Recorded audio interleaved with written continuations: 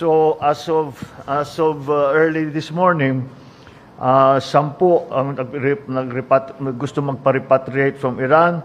Ang pinakamarami from Israel, 297, 22 from Jordan, 231 from Bahrain, 586 from Dubai, 270 from Abu Dhabi. Altogether, that's 1,416 Filipino nationals who would like to have requested repatriation. Ito ngayon ang problema. Ang problema, walang lumilipad na eroplano. At yung mga airport ay tinatamaan na. We have heard reports of attacks on different airports around the region. Generally this is by Iran.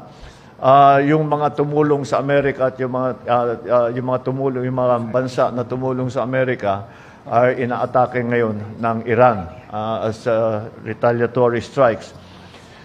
Kaya very fluid ang situation. Ang assessment namin is delikado siguro magpalipad. Kahit na kaya nating magkumuha ng eroplano at ipasok, wala tayong magagawa. Dahil, number one, the airports are closed. There are all no-fly zones. This is a combat area.